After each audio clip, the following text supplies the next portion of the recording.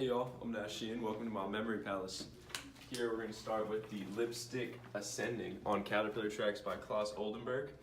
And I chose to put it here next to the woman's restroom due to the context of this piece with the lipstick obviously addressing the female roles, talking about the protest of the Vietnam War.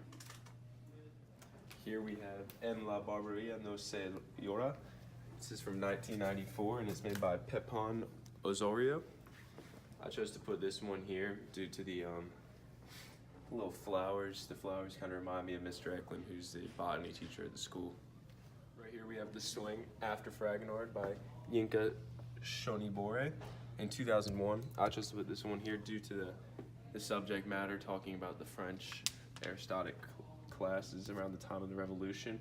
Put that here because it kind of reminds me of some of the novels and plays we read in Miss Rafferty's AP Literature class. Here we have the Guggenheim Museum in Bilbao. It's made in 1993 to 97 by Frank Gehry. The reason I chose to put this one here is due to the location of Bilbao is in Spain, outside of Senora Sapkowski's classroom. Though she's not from Spain, she's from Colombia, I thought the Spanish reference was enough. Here we have The Migration of the Negro, panel number 49 by Jacob Lawrence in 1941. I put this one here, it's in the history department. Obviously this deals with a very prevalent topic in history, especially U.S. history with Mr. Smith, and the migration of the African Americans to the north to find jobs, and the segregation, which is a huge deal in U.S. We have Self-Portrait as a Soldier by Ernst Kirchner, 1915, oil on canvas.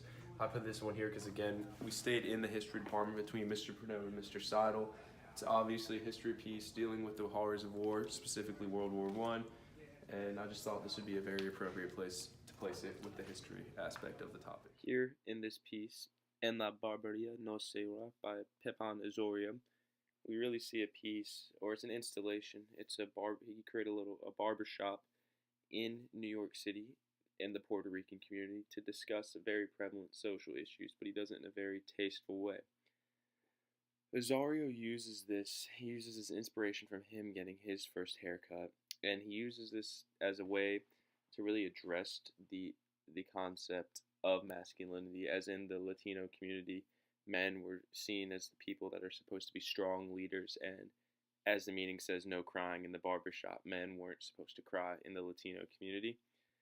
When you look at this piece, there's a variety of trinkets laying everywhere, such as Puerto Rican flags and baseballs and pictures of famous Latino men.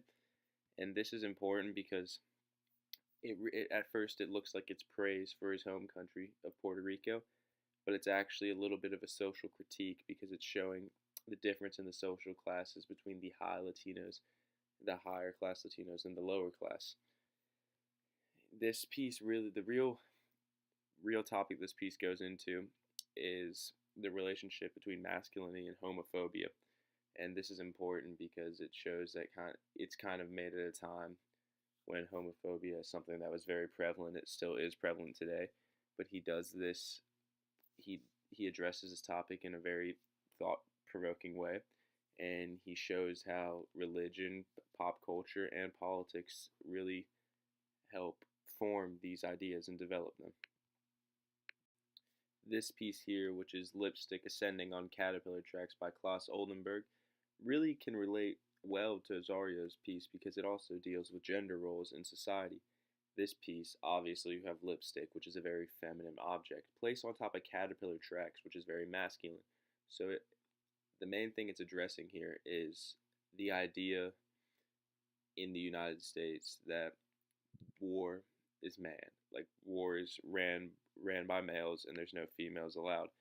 While this doesn't exactly have the same message as Osorio's piece, it kind of goes into the same way of the gender roles that politics and popular culture have played and have developed here. When you look at this piece,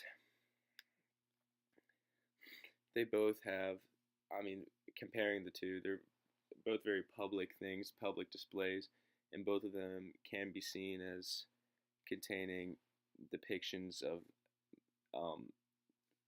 masculine phallic images. But here you really look at this. You look at this in the bigger picture, though, and you see the gender role discussion, which is something that's still prevalent today, But when you really look at Oldenburg and Azario, they're both talking about the roles of gender play in their community. Oldenburg more so talking about how women aren't being respected as much and given the chance in the military that are, rather than Azario saying masculine men in the Latino community really are seen as power figures and can't be seen as weak. But when you look at Oldenburg and Azario, they in the same way they're similar because they talk about how popular culture, politics, news, religion, everything has made our depictions of genders and really switched them and given us like a closed-minded mindset. But all in all, these two pieces aren't the most similar, but when you look at them in a certain way, they're pretty similar.